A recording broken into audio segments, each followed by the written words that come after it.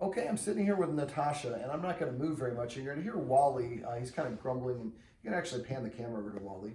Wally, they're siblings, and they're about 3 years old. And the Guardians got them when they were about 8 months old. Be ready for clicks too. If you hear some clicks, we're kind of setting up some clicker training, doing what we call priming or loading the clicker. So in this video, I'm going to go over the absolute easiest way to train a dog. Now, these dogs don't know really any commands, and they're very nervous. I could see a lot of cortisol in their blood. I spent the first hour really just using some dog behavior tricks to get her to come closer to me. The Guardian eventually picked her up and put her on my lap. Otherwise, she probably would move away. Now, I'm kind of not restraining her, but I'm trying to prevent her from running away. But if she wanted to and she struggled, I would. Normally, that's not ideal, but in this case, with a fearful dog, I don't want to force her to do anything. And you can get that bully stick if you want. All right, so she's like, well, now I decide I want to go. All right, so basically because the dogs don't really know any commands, we want to basically help them. If a dog doesn't have a lot of commands, it can't have much confidence. Confidence is a wonderful insulator from a lot of the problems that we have. If you learn a new skill at work, you feel better about yourself. You get that boost of self-esteem and confidence. So I think that these dogs think that they're leaders, and, well, I don't want you to get the treat. So yes, at this part I am going to, I guess, restrain a little bit. Normally we wouldn't, because we want Wally to come over and get a trail of treats.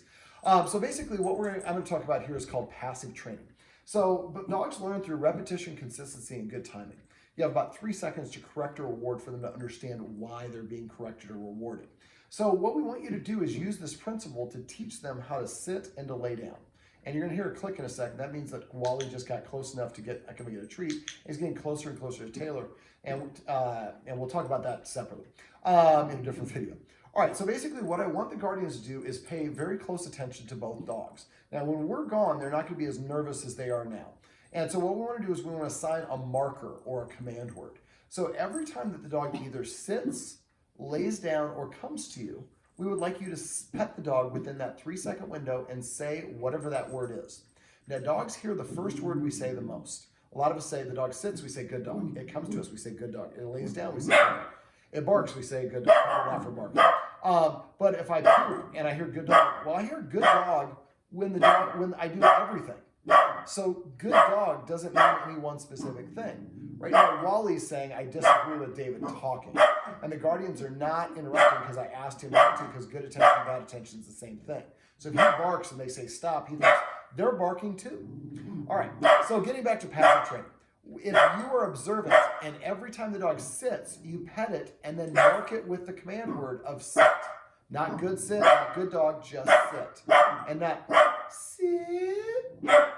Dogs hear inflection. Yeah, I said a baby talk. Yes. So we want to say when the dog sits, we pet it and say the word sit. When it lays down, I like using fun command words, and I would definitely recommend that in this case. When my dogs lay down, I say crash. That means to lay down.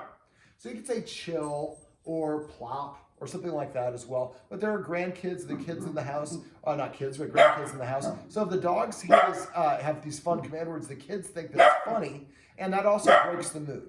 So I'd like you to focus on sit, down, and come. So if you're watching TV and Wally comes up to you, pet him under his chin like Taylor talked about, and say the word come 1 time and pet her as much or as little as you want.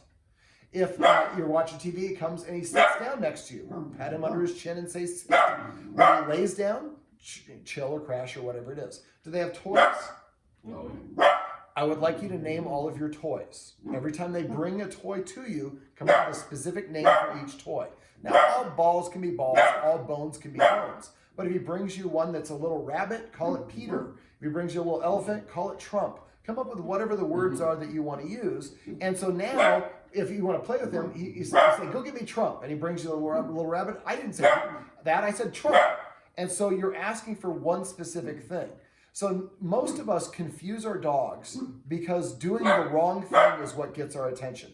This barking normally would be corrected. Good attention, bad attention, same thing.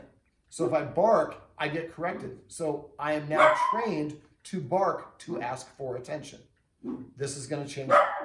So now if I bark, nothing happens. But boy, as soon as I sit, they start petting me and I hear the word sit. As soon as I come to them, I hear the word come. As soon as I lay down, I hear the word chill or crash. After a while, the dog will start coming and sitting in front of you to prepay for it. Now sit down, saying, look, I'm sitting. This is usually what gets you to pet me. I'm coming to you. So now we're assigning a marker and we're teaching them the things they can do to make us happy.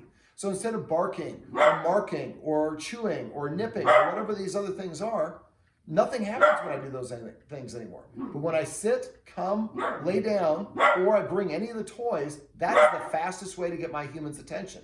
This is kind of akin to teaching them manners, but it's also going to help boost their self-esteem and confidence, because now they know things they can do that the humans want, and the humans seem genuinely pleased when they do that. So it'll take you a little bit of time. What we're basically doing is we're celebrating the things that we actually want the dog to do.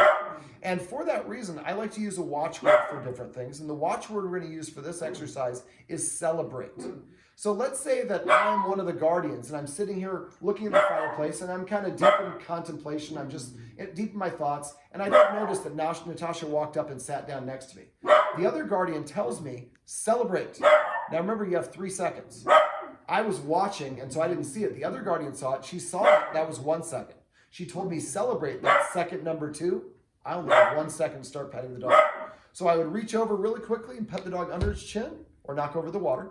And then I would say the word sit. And then I pet as much or as little as I want. So celebrate is an indication, hey, you just missed an opportunity to pet the dogs for something you want.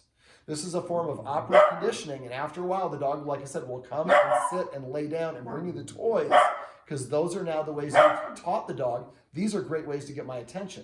This will boost the dog's self-esteem. This will increase their confidence. This will also help them see you acting a little bit more like leaders, because I can't tell you what to do anymore. I have to ask.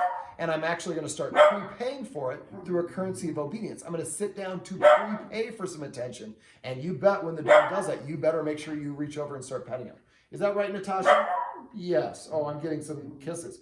That could be another thing. If they lick you, say kisses. If my dogs lick me anywhere, I say kisses. If they lick me right here, I say love. So that can be a unique command word that you can have. So if they're when they eat, I'd also like you to assign command words for eating. I have 3 dogs. I say grub, feast, and lasagna. So when my dog Max takes his first bite of food, he hears the word lasagna. There's food in his mouth. So to him, lasagna means I eat. The other 2 dogs hear the word lasagna. There's no food in their mouth. It doesn't mean the same thing. Now you heard, and I'm going to have you go ahead and pan to Wally slowly with the camera. And you see that Wally has stopped barking because he didn't get a response for that. And this trail of treats has been on the floor. And eventually he came over on his own because nobody's paying attention and got the treats. Now he sees the camera looking at him and Taylor looking at him, so he's backing up and barking a little. But going back to feeding, come up with a unique word for each dog. So every time they eat, the first bite for 3 months, I want you to say lasagna. Taylor uses the word meatball. Maybe come up with the funny words that the kids like to use. And then eventually we'd like to have the grandkids maybe feeding the dogs or giving the dogs permission word to eat. So the more that you celebrate those things by petting the dogs at that same time, remember within 3 seconds, and not good sit, not sit, just sit. After a while, the dogs will learn the command and then have a boost of self-esteem and confidence. Well, this is Natasha. Her ear's been flipped up. I'm going to flip it over. That's Wally over there, and I'm David. And this is how you can use passive training to teach your dogs and increase their confidence.